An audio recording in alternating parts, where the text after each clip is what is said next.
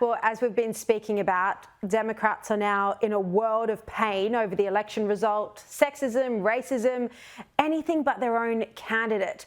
We've also heard that from Democrat commentators across the board, they've all used the same line that Kamala Harris ran a flawless campaign. Well, so flawless, it delivered Donald Trump. Let's bring in our Sky News host, Paul Murray, live in Washington. Paul, yep, it was certainly flawless from Trump's perspective. It's always fun watching the left-wing meltdowns to fair elections. The excuses for why Trump won are coming in thick and fast, and we've even started to hear leaks from Joe Biden's camp that he would have done better than Kamala. See, this is why I love you. You know, we're on exactly the same page, because this is where the story goes, right? Which is about the tension of Biden and Harris. Now, so to explain the structure of the campaign, basically the entire machine that was there for Joe Biden, as soon as Kamala Harris became the candidate, all of that machine stayed in place. So obviously all of those people are loyal to Biden. So any attempts to have a strategy of throwing him under the bus, they were all going to resist it. But there was somebody who was put as the cherry on top for Kamala Harris. It was a man called David Plouffe.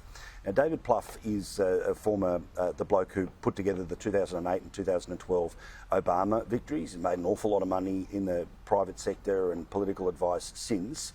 And he sort of has sat back a little bit as kind of like, you know, the perfect coach of the perfect team, all the rest of it, and sort of has sat back, and he didn't get involved in Hillary.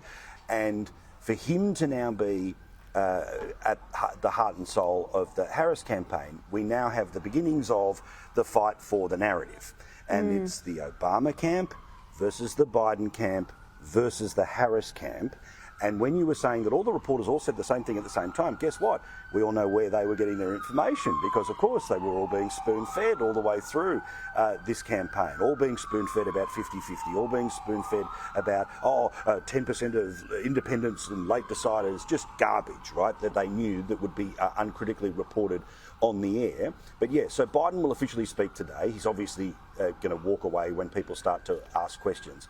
But pay attention, because the next couple of days we're going to start to really see that the campaign of joy was not behind the scenes. No, 100%. And you could see it in Kamala Harris's face today. And obviously she's going to be disappointed, but it was beyond, it was shattered. You know, clearly such a shock. And again, we're seeing that in the leaks coming out to CNN reporters, just that shock that they didn't win.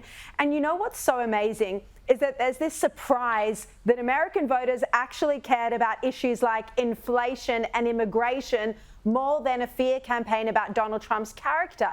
I mean, this is just a massive misunderstanding of regular families, isn't it, Paul?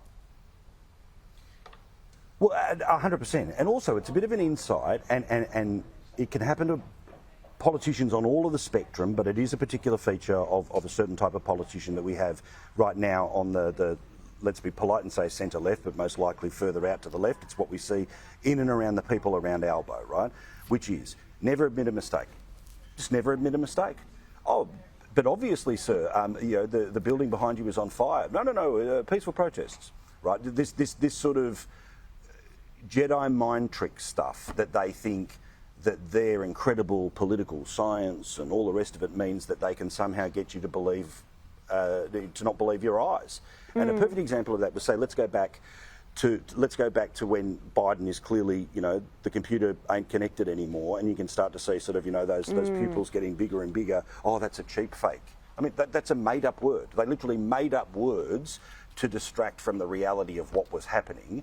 And I think as well that part of the problem for Harris was, okay, let's imagine that you and I are in the same scenario. Okay, now you've been my vice president, and I'm turning around and clearly I can't do the job. But imagine that we've been friends for 4 years, so much so that you're the vice president. Well, I would say to you, look, mate, I get it. Do whatever you can. Throw me under the bus. I just want you to win. But clearly that conversation never took place, and I think that's because there was a very poor relationship between these two. Remember, 90+% of her staff walked out of her office.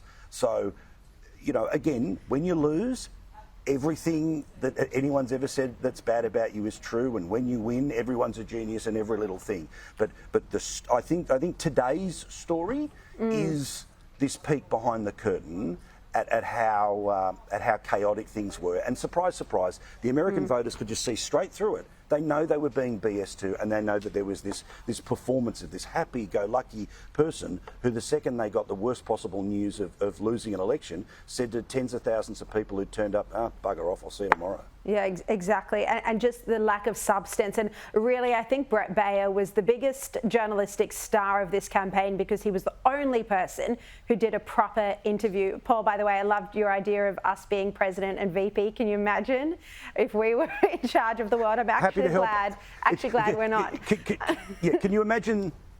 Can you imagine that sound you can hear is the media writers at The Guardian's head exploding at the mere suggestion of it? My number one thing would be helping Israel blow up Iran's nuclear site. So, yeah, everyone wants to keep me away from the White House. But, look at you already dreaming of having the button. It was a metaphor to tell a story, and you're playing out of it. Anyway, God love you. I will serve at the pleasure of the president, madam. I think you were the president and I was your VP in that scenario. But anyway, Paul, you've got me. But then I was too old and then you replaced me. It's okay, exactly. Anyway. Paul, we're going to have more of your fun and sharp analysis at 9 o'clock tonight. Again, your coverage has been just sensational. No one can miss it. Paul, thank you very much. We'll see you at 9. Thank you, Dylan.